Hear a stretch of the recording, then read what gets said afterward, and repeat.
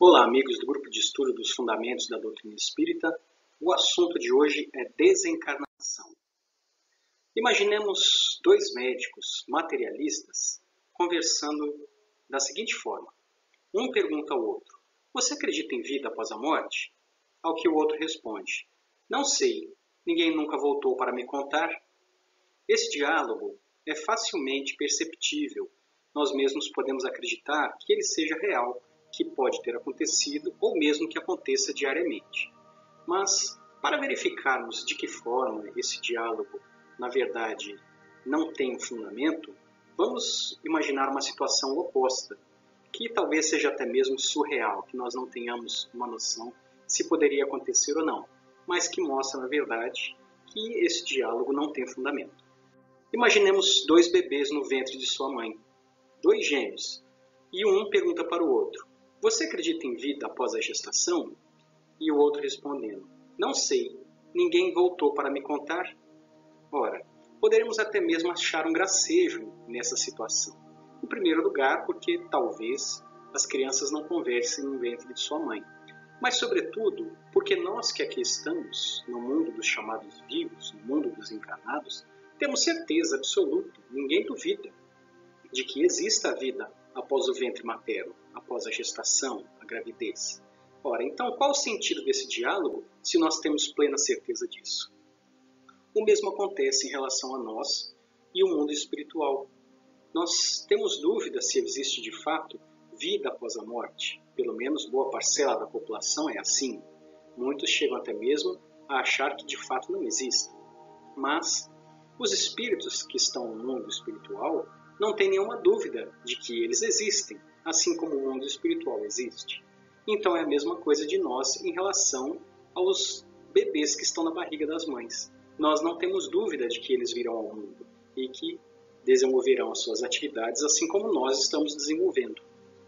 O mesmo acontece em relação aos espíritos. Eles não têm nenhuma dúvida de que algum dia nós iremos para o mundo em que eles estão e que estaremos na mesma situação que eles. Então a desencarnação nada mais é do que uma passagem, uma travessia do mundo corpóreo para o mundo espiritual, na verdade sendo um retorno.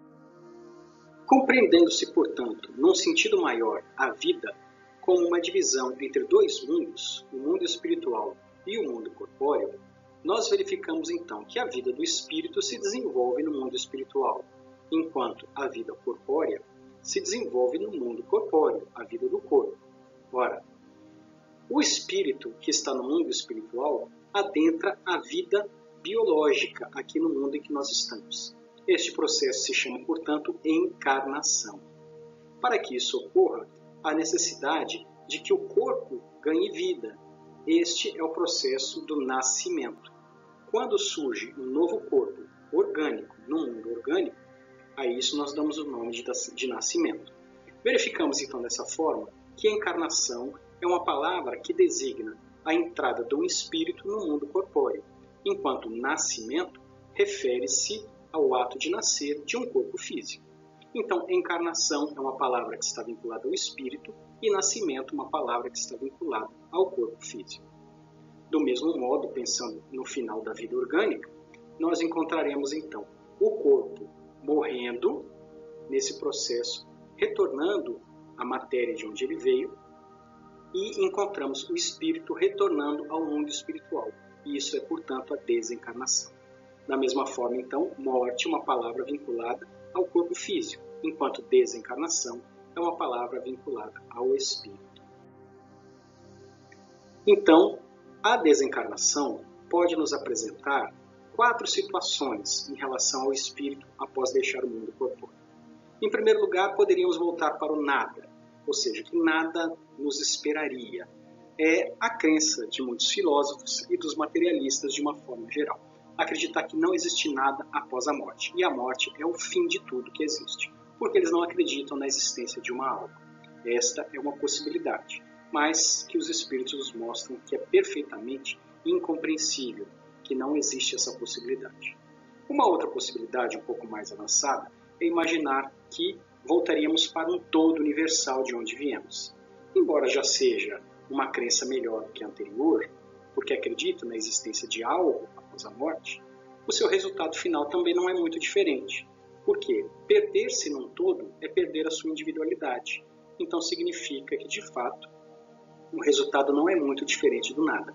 Não existir ou perder a sua individualidade, não se reconhecer como indivíduo, é perder, portanto, completamente toda a sua história, todas as suas memórias, todos os seus sentimentos. Então o resultado final não é muito diferente.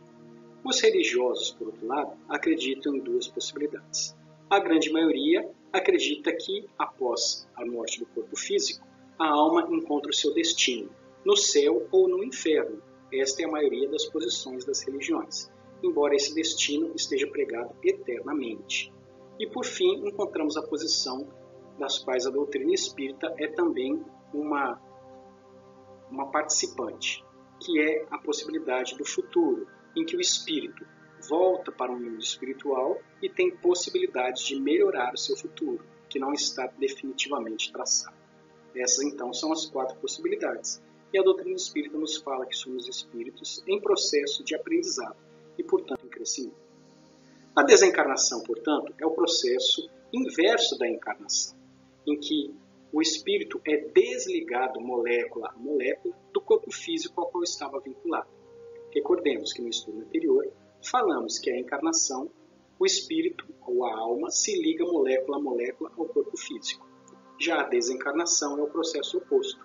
Existe esse desligamento molécula a molécula. É um processo, portanto, que ocorre após a morte do corpo físico, via de regra. Muitas vezes, como nós somos apegados, somos até mesmo um pouco egoístas, num sentido bem amplo dessa palavra, nós desejamos que as pessoas que nós amamos fiquem sempre próximas de nós.